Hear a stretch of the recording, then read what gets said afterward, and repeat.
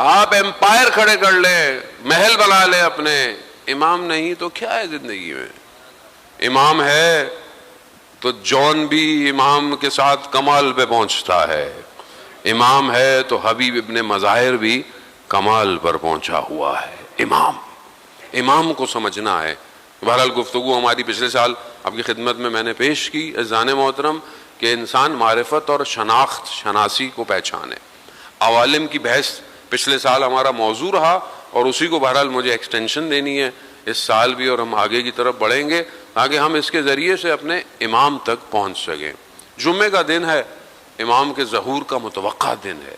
عزیزان محترم، دنیا بہرحال باتیں کرتی ہے ہر حادثے کے بعد کہ بھئی امام آنے والے ہیں۔ امام یقیناً انہم یرونہ بعیدا ونراہ قریبا، دعائے عہد کے جملے ہیں کہ وہ آپ کو دور دیکھتے ہیں مگر میں آپ کو قریب دیکھ رہا ہوں۔ اصل یہی ہے، ہم بعض اوقات حوادث سے یعنی انسیڈنٹ سے ہم جو ہے وہ کیلکولیٹ کرتے ہیں، اچھا امام کا ظہور ہونے والا نہیں ہونے والا، مثلا اگر امام کا ظہور نہیں ہونے والا یا لیٹ ہے تو آپ کیا کریں گے؟ ہم آرام نہیں، اپنی زندگی آرام سے گزاریں۔ نہیں ہے زن محترم، ایسا نہیں ہے۔ اضطراب اور تڑپ ضروری ہے، امام کے لیے مضطرب ہونا ضروری ہے۔ پوری دنیا کے لوگوں کو میں دیکھتا ہوں، مولا میں آپ کو نہیں دیکھ رہا، یہ انسان کے اندر ہونا چاہیے۔ یہاں پر انسان اپنے امام کے لیے گریہ کرے، امام کو یاد کرے۔ میں یہ واقعہ شاید 100 دفعہ ریپیٹ کر چکا ہوں، لیکن میں اپنے لیے اس واقعے کو بیان کرتا ہوں، ٹیسٹ کرنے کے لیے۔ ہر دفعہ انسان اپنے آپ کو ٹیسٹ کرے کہ جہاں پر علی ابن مہزیار کہ جو 20 سال حج پہ، حج ایک دفعہ واجب ہے، بعد میں آپ جاتے رہیں، 20 سال 20 ایئرز کنٹینیوسلی حج پہ گیا۔ کیوں گیا؟ کہ اسے پتا تھا بغیر امام کے حج ہوتا ہی نہیں ہے، بغیر امام کے حج ممکن نہیں ہے۔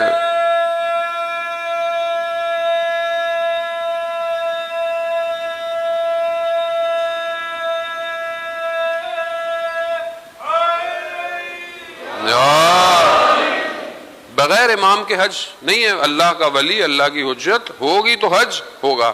کیوں گیا علی ابن مہزیار؟ تاکہ وہ کسی سال تو امام کی زیارت کر سکے۔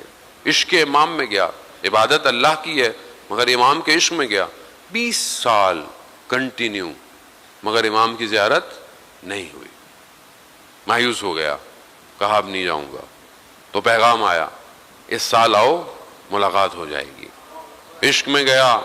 اب آپ سوچیں، اس کو اپنے اوپر رکھنا ہے اپنے ذہن محترم، کہ جو بھی بات ہم کوشش کیا کریں کہ اس کو اپنے ساتھ انالائز کریں، کمپیریزن کریں۔ دنیا کمپیریزن کی ہے، اسٹیٹسٹکس کی ہے، دنیا اے آئی میں چلی گئی ہے، اے آئی میں اسکرپٹنگ ساری آپ کے سامنے ہے، دنیا کس طرف جا رہی ہے۔ لیکن یہاں کسی بھی دور یا کسی بھی زمانے میں آپ امام کے بغیر نہیں رہ سکتے، دنیا چاہے کیسی بھی ہو جائے۔ یہاں پر وہ پہنچا، کعبہ کا طواف کر رہا تھا، امام کا میسنجر آیا، کہا کہ چلو امام کے پاس جانا ہے۔ اب ظاہر ہے جو امام نے جس کو بھیجا ہوگا وہ بھی نارمل آدمی تو نہیں ہوگا جو امام کا میسنجر ہے۔ جیسے ہی جانے لگا تو اس نے علی ابن مہزیار سے یہ سوال کیا، تمہارے لیے امام کیا ہے؟ ڈیفائن امام فار یور سیلف۔ یہ کوشچن ہم سب کا ایک دوسرے کے لیے، میرے لیے امام کیا ہے؟ آپ اپنے آپ سے سوال کریں، آپ اپنے اندر خود اپنے ضمیر کے اندر اس کا جواب دیں۔ آپ کے لیے امام کیا ہے؟ بہت امپورٹنٹ ہے۔ میرے لیے امام کیا ہے؟ اسے جو پوچھا کہ تمہارے لیے امام کیا ہے، تو اس نے جواب دیا، میرے لیے امام پورے عالم میں سب سے زیادہ محبوب ہے۔ یعنی سب سے زیادہ جو چیز مجھے اس پورے عالم میں لگتی ہے، یونیورس میں، وہ کیا ہے؟ امام ہے۔ اور ظاہر ہے جو 20 سال آ رہا ہو اس کے لیے اس سے بڑھ کر اور کیا ہو سکتا ہے؟ سامنے والا بھی امام کا نمائندہ تھا، وہ لفظوں سے زیادہ قلب کو دیکھ رہا تھا۔ اس نے اسکین کیا، اگر تمہارے لیے امام دنیا میں سب سے زیادہ محبوب ہے تو تم رہا ہے۔ گھوڑوں خیال کیوں آ رہا ہے؟ گھوڑے کیوں؟ اس زمانے میں لوگ ظاہر ہے اونٹ اور گھوڑوں پہ آتے تھے. مثال ابھی آپ مجلس کی، ابھی میں آپ سے بولوں چلیں تو آپ کو ایک دم خیال آئے گا وہ مولانا صاحب میری گاڑی پیچھے کھڑی ہوئی، میں ذرا اس کو دیکھا ہوں. گیا تو جب وہ داخل ہوا تو کیا خوبصورت، واقعاً اس نے اتنی محنت کی تھی. جملہ بھی امام کی طرف سے، امام فرماتے ہیں علی ہم تمہاری زیارت کے مشتاق تھے. اللہ، کاش ہمارے لیے بھی امام کہے کوئی وقت آئے واقعاً یعنی انسان حقیقت زندگی ایسے گزارے. کیا زندگی کیا ہے، مطلب سال 61 ہجری ہو اپنی زندگی گزار رہے ہو تو ایسی زندگی کو کیا کریں گے آپ. اور وہاں امام نے کہا کہ ہم تمہارے رکاوٹ بنے ہوئے تھے. عمل اذان محترم، عمل کیا ہے؟ یہ اذان محترم خدا کا شکر کریں، یہ فرش اعضاء ہے، یہ دھوتی ہے انسان کو. رضا علیہ الصلوۃ والسلام ارشاد فرماتے ہیں اللہم صلی علی،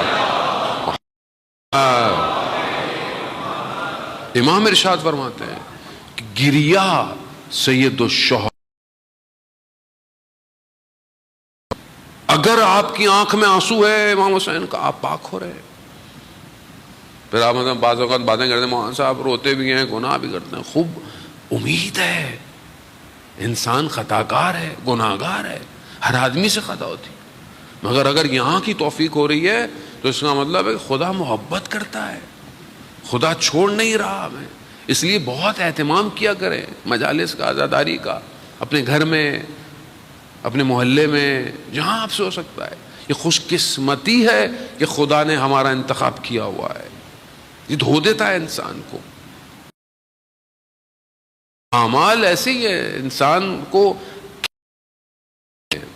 جو بھی ہم نیک کام کرتے ہیں جان محترم اس کی وجہ سے ایک نور ہے جو ہمارے بدن سے نکل، عمل نور ایجاد کرتا ہے. اور یہ نور ماہ رمضان میں انسان کو گھیر لیتا ہے.